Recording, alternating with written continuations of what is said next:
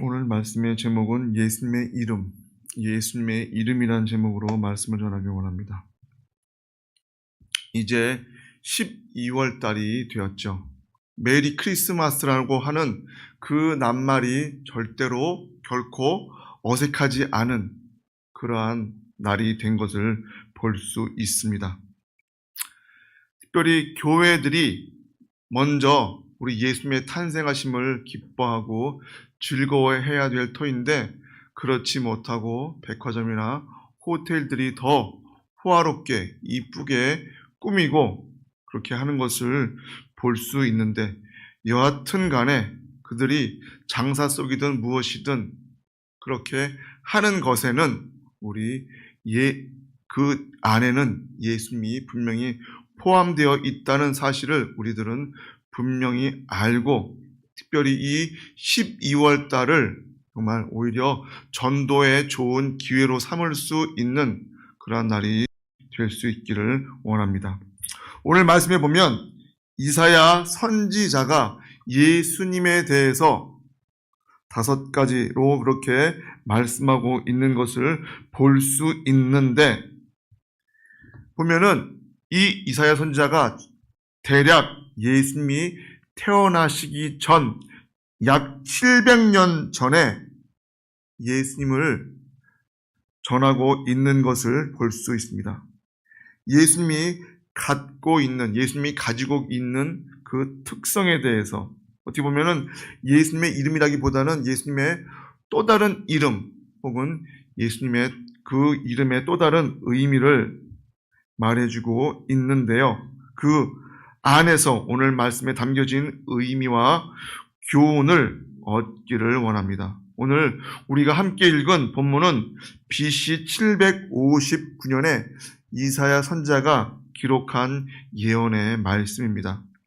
이사야 선지자는 예수님이 오시기 전 700년 전에 이 말씀을 기록하면서 처녀가 잉태하여 아들을 낳을 것이며 그 아기가 온 세계를 다스리고 또한 인간들을 위해서 고난을 그 어깨에 걸머지게 될 것이라고 예언했죠. 6절 우리 다 같이 한번 한 목소리로 보겠습니다.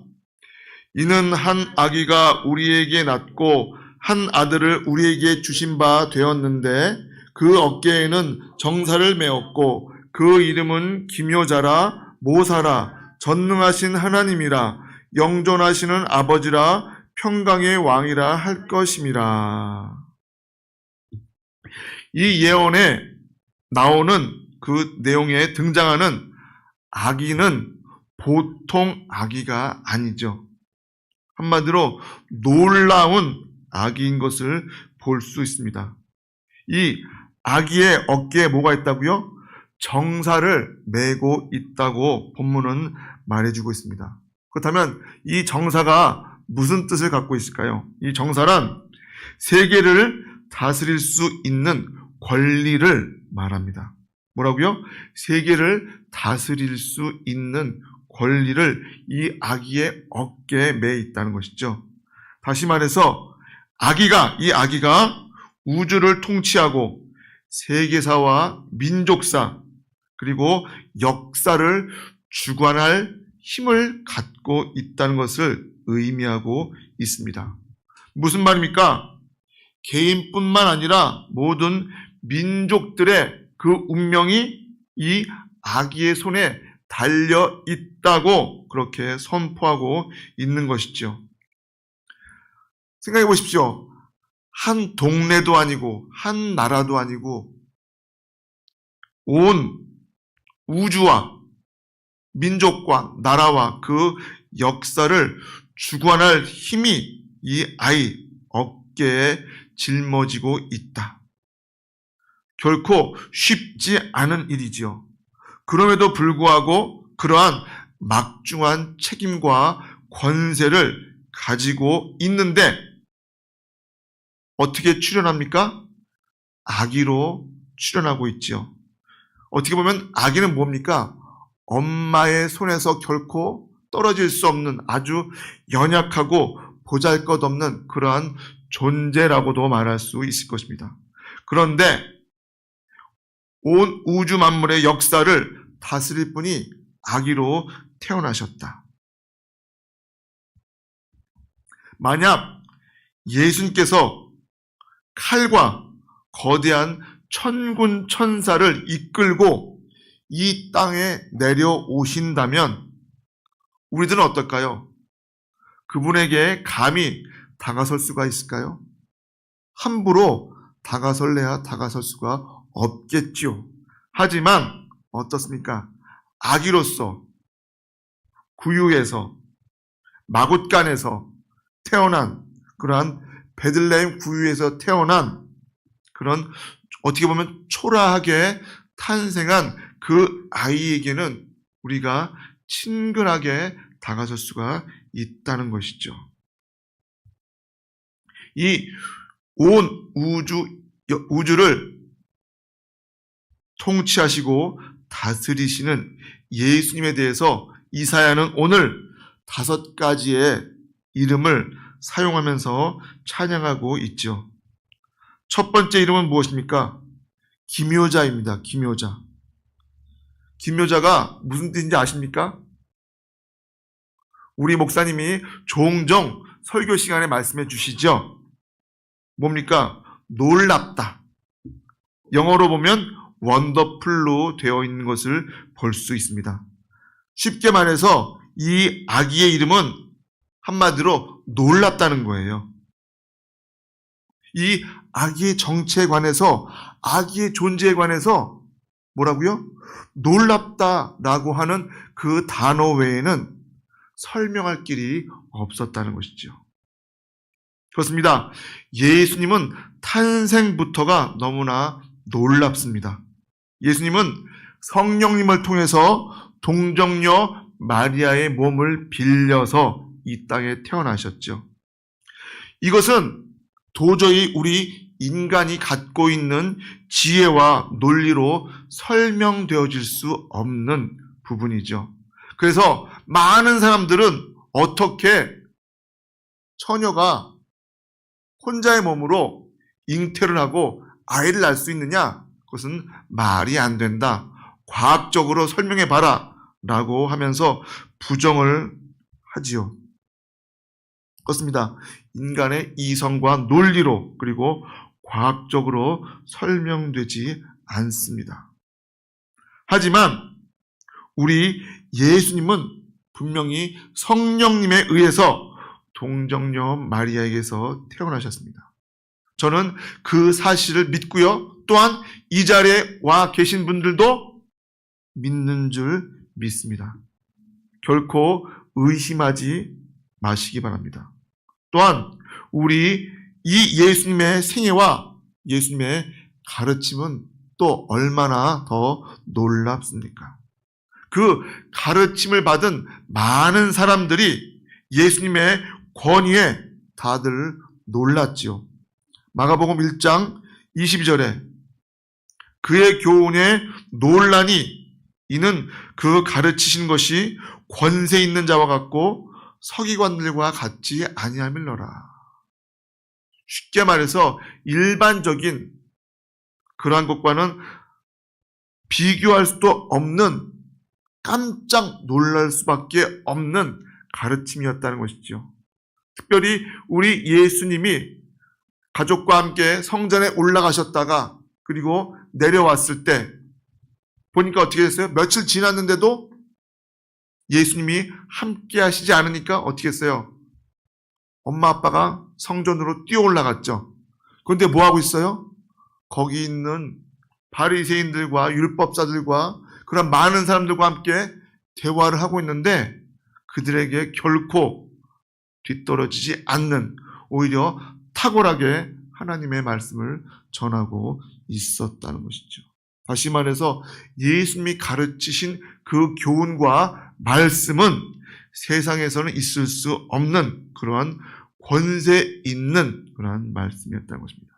뿐만 아니죠. 예수님이 3년 동안 그 공생의 기간 동안에 많은 사람을 만나고 접촉하고 복음을 전하고 사랑을 전하셨을 때 많은 사람들이 그분의 말씀을 듣고 주님께로 돌아왔다는 것이죠. 뿐만 아닙니다. 예수님의 죽음뿐만 아니라 부활 역시 놀라운 사건이었습니다. 인류의 모든 죄를 홀로 지시고 십자가에서 죽으셨던 것이죠. 하지만 어떻게 되었습니까? 3일 만에 부활하셨죠.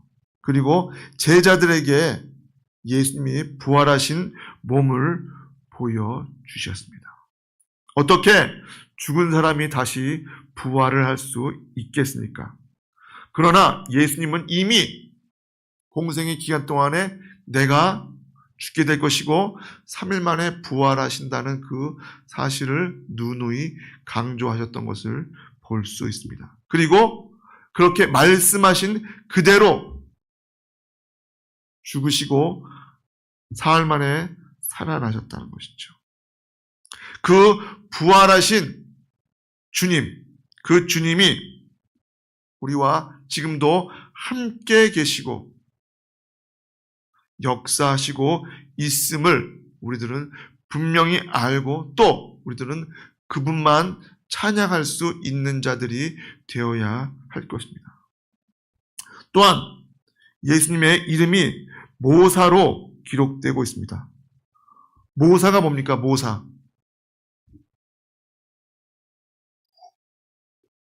모사란 뜻을 찾아보면 굉장히 많은 뜻이 나오고 있는데 이 모사를 영어로 찾아보면 카운셀러, 뭐예요? 상담자라고 나와 있습니다. 상담자. 성경을 한글로 우리말로 번역할 당시에는 우리나라에 상담자라는 그러한 단어가, 그러한 제도가 없었기 때문에 지혜를 가지고 문제를 풀어주는 놀라운 분, 지혜를 가지고 문제를 풀어주는 놀라운 분, 그분을 바로 모사라는 단어로 사용했다는 것이죠. 오늘날 우리는 이 상담자에 대한 그런 단어의 의미를 잘 알고 있을 것입니다.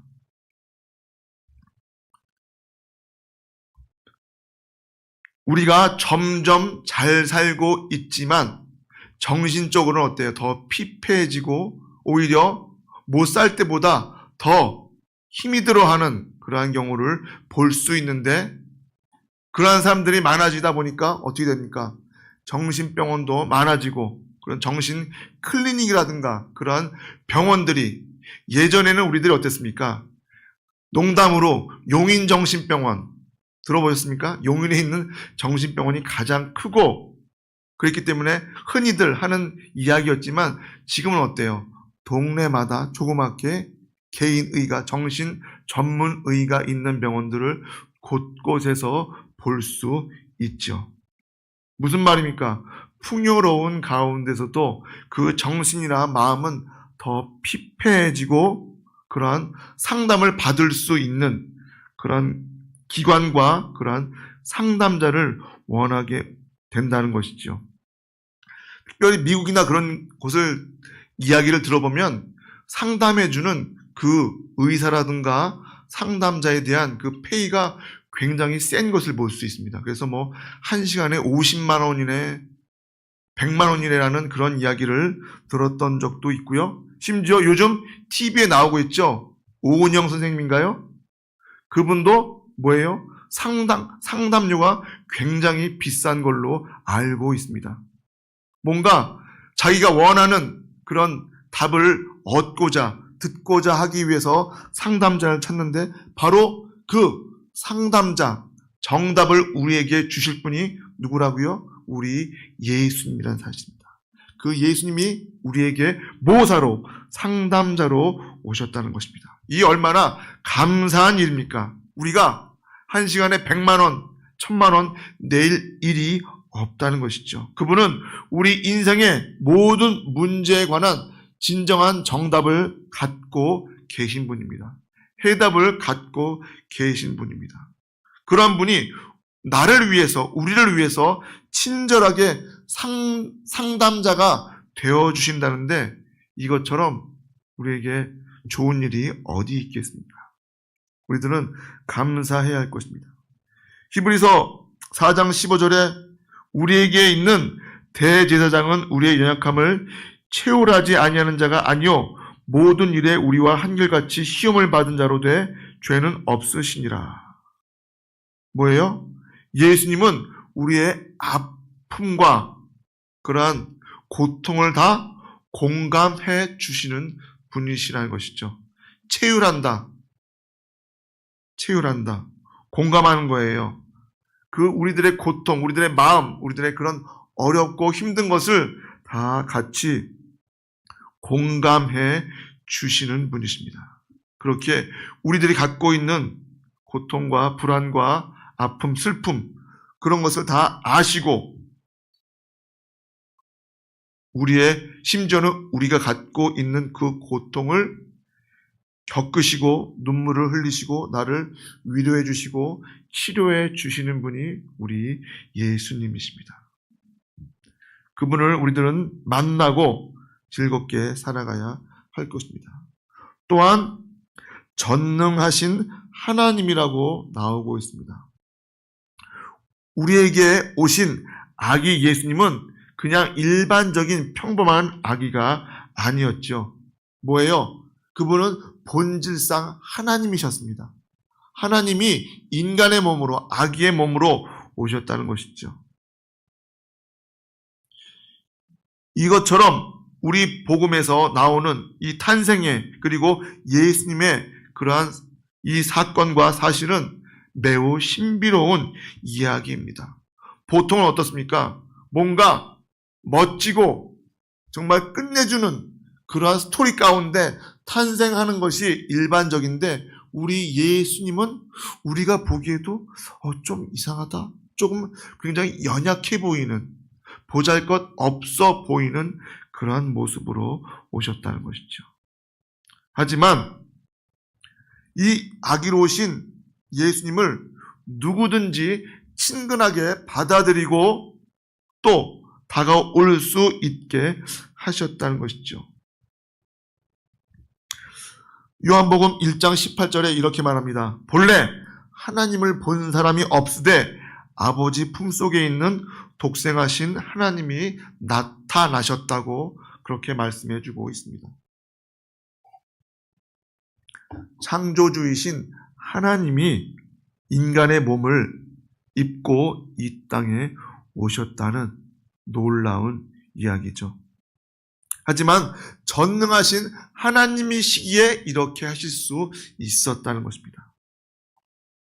전능하신 하나님이시기에 죽은 자를 살리시고 병든 자를 고쳐주시고 그러한 수많은 표적을 우리들에게 보여주셨다는 것이죠.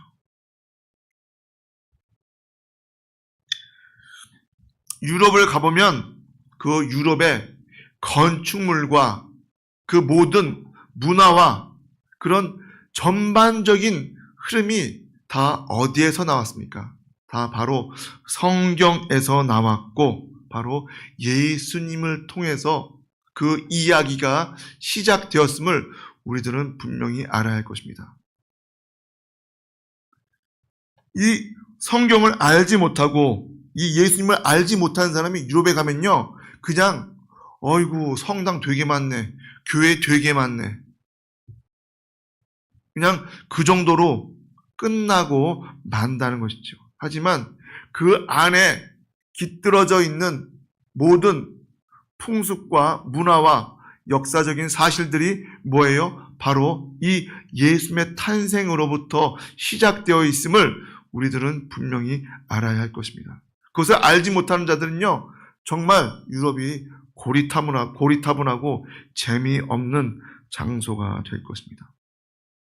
우리가 읽고 있는 책이라든가 심지어 영화 그런 모든 것의 모티브라든가 그러한 것이 되는 것이 바로 성경이 직간접적으로 많은 영향을 미쳤다는 사실을 우리들은 분명히 알아야 할 것입니다. 그리고 네 번째 뭐라고 하고 있습니까? 영존하시는 아버지. 뭐라고요? 전능하신 하나님이라 영존하신 아버지라고 나오고 있습니다. 아버지란 호칭을 쓸 때 여러분 어떤 느낌을 받으십니까? 아버지. 어떤 사람은 아버지에 대해서 굉장히 반감을 갖고 있는 사람을 본 적이 있는데요. 왜 그랬을까요?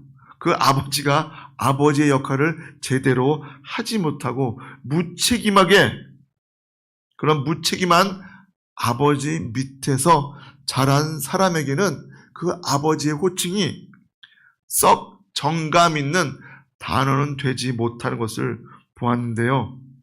본래 아버지의 모습은 그렇지 않죠. 하나님께서 아버지라는 칭호를 우리에게 주셨을 때 그 아버지는 누구입니까? 자식과 가정을 위해서라면 자기의 목숨까지도 바칠 수 있는 그런 존경받을 만한 이름이 바로 아버지라는 사실입니다. 근데도 그것을 알지 못하고 그 아버지에 대한 거부감을 갖고 있는 그런 사람들이 많이 있는 것을 볼 수 있는데요. 우리 예수님께서 오늘 뭐라고요? 영존하시는 아버지라고 나와 있습니다. 그렇습니다. 아기에게 가장 필요한 것이 아버지이고 또 자녀에게 가장 필요한 것이 아버지입니다. 그리고 성탄절 날에 우리에게 오시는 그 예수님도 아버지로 이 땅에 오셨음을 우리들은 기뻐해야 할 것입니다. 마지막으로 예수님의 이름은 평강의 왕으로 나와 있습니다. 지극히 높은 곳에서는 하나님께 영광이요 땅에서는 기뻐하심을 입은 사람들 중에 평화로다.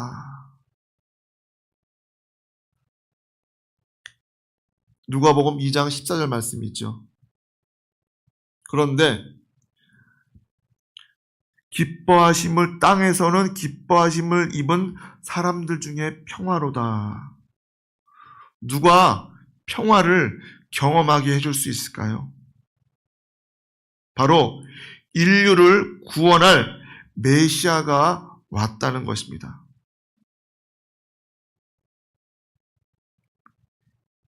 평화는 예수님을 영접하고 하나님을 기뻐하는, 하나님 앞에서 기뻐하심을 입은 사람들 중에 임하는 것이 평화라고 오늘 되어 있습니다. 세상은 요란합니다. 그럼에도 불구하고 우리 믿는 자들 안에 평안이 있다는 것은 바로 예수 그리스도로 말미암아 있는 평안임을 믿으시기 바랍니다. 지금 이스라엘과 하마스가 전쟁을 하고 있죠. 전쟁이 오래되고 또 많은 사람들이 죽다 보니 미국에서 뭐라고 그래요? 야, 하지 마. 좀 이제 그만해. 라고 하니까 이스라엘에서 뭐라고 대답합니까? 웃기지 마. 우리 계속 할 거야. 평화를 중지할 웬만한 국가에 미국이란 나라가 얼마나 힘이 있고 그 말이 잘 먹힙니까? 그럼에도 불구하고 이스라엘이 그 말에 대해서 듣질 않습니다. 무슨 말입니까? 아무리 미국이 센다 한들 그 전쟁을 중지할 만한 힘이 없다는 것입니다. 하지만 그 모든 것, 우리에게 평화를 줄 수 있는 분은 인간이 아닌 우리 예수 그리스도이시라는 것입니다. 평강의 왕으로 이 땅에 오신 사실을 우리들은 기뻐해야 할 것입니다. 지금 정말 근래가 가장 전쟁이 많고 곳곳에서 전투가 벌어지는 그러한 시기라고 말하고 있습니다. 그러한 소란과 난리 속에서도 우리 믿는 자들은 평안을 누릴 수 있음은 바로 평강의 왕으로 오신 예수님이 함께하기 때문인 것을 믿으시기 바랍니다. 이 성탄절은 그저 아기 예수로 오신 그분을 맞는 날이 아니라 바로 정사를 매신 기묘자, 모사, 전능하신 하나님, 영존하시는 아버지, 평강의 왕이 우리들에게 온 날이기도 하다는 것이죠. 그렇다면 정말 우리에게 오신 이 예수님을 마음껏 전할 수 있는 그 때가 바로 12월 이 한 달이 되는 것 같습니다. 주님이 탄생하기 전 700년 전에 이미 예언되었던 우리 예수님에 대해서 우리들이 그분과 올바른 관계를 맺고 살아가야 할 것입니다. 그러할 때 우리가 갖고 있는 불안과 갈등이 사라지게 된다는 것입니다. 주님이 내 마음에 오신 것을 감사하며 살 수 있는 우리들 되기를 원합니다.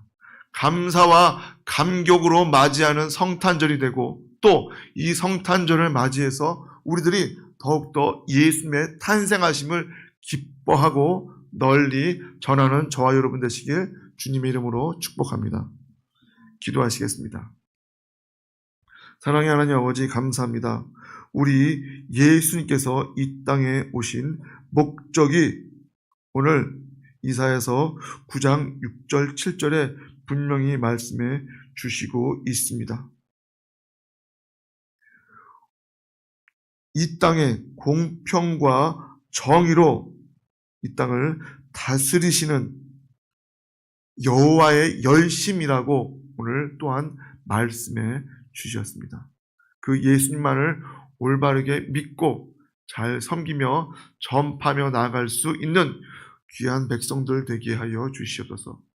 이제는 우리 주 예수 그리스도의 크신 은혜와 하나님의 무한하신 사랑하심과 성령님의 감동과 인도통 충만하심이 우리에게 주신 그 예수님의 이름을 기뻐하며 감사하며 널리 전하기를 원하는 귀한 주의 백성들 머리위와 늘 사랑 교회위와 이 나라 이민족 위에 이제부터 영원토록 함께 있을지어다.